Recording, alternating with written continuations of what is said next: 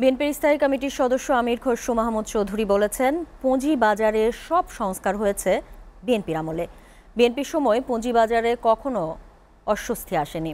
সকালে DSC brokers association of Bangladesh আয়োজিত আলোচনা অনুষ্ঠানে বিশেষ অতিথির বক্তব্যে তিনি আরও বলেন, বাংলাদেশকে এগিয়ে যেতে হলে বিনিয়োগের বিকল্প নেই। অনুষ্ঠানে মূল প্রবন্ধ উপস্থাপনকালে ডক্টর দেবপ্রিয় ভট্টাচার্য বলেন, দেশের প্রভাবশালী রাজনৈতিকরা পুঁজিবাজারকে প্রভাবিত করেছিল। পুঁজিবাজার থেকে 2010-11 সালে 20,000 কোটি টাকা বের করে নেওয়া হয়েছে বলেও অভিযোগ করেন। মামুন হুনাইনের প্রতিবেদন। ব্রোকার্স অ্যাসোসিয়েশনের আলোচনায় উপস্থাপিত মূল প্রবন্ধ অনুযায়ী দেশের পুঁজিবাজার ধ্বংসের প্রথম সূত্রপাত হয় 1996 সালে।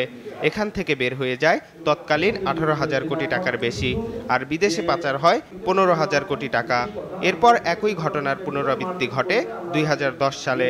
সে সময় এ বাজার থেকে বের হয়ে যায় তৎকালীন 20,000 কোটি টাকা ও বিদেশে পাচার হয়েছে 15,000 কোটি টাকা। আলোচকরা জানান, এ দুটি ঘটনায় তদন্ত কমিটি গঠন ও প্রতিবেদন তৈরি হলেও নেওয়া হয়নি কোনো ব্যবস্থা, শাস্তি পায়নি কোনো অপরাধী। গত 16 বছরেও একইভাবে লুট করা হয়েছে পুঁজিবাজার থেকে।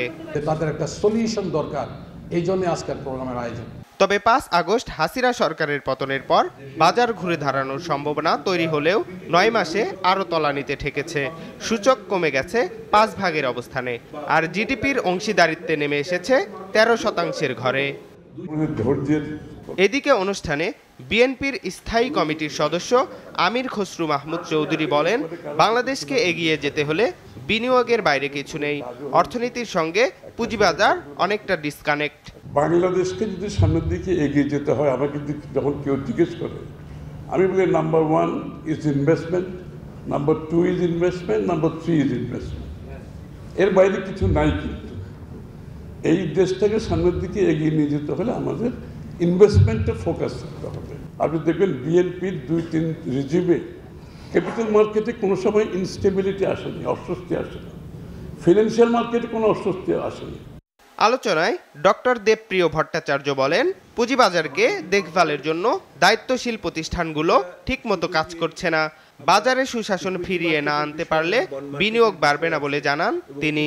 এই যেই সমস্ত প্রতিষ্ঠান মিলে পুঁজিবাজারকে পরিচালন করে এবং তাকে দেখভাল করার দায়িত্বে আছে, তাদের সুশাসন নিশ্চিত করার দায়িত্বে আছে, তারা কি প্রত্যেকে যে যার নিজের দায়িত্ব পালন করে কি করে না? করে? আমার ধারণা করে না। Mamun Hussain, SA TV, Dhaka.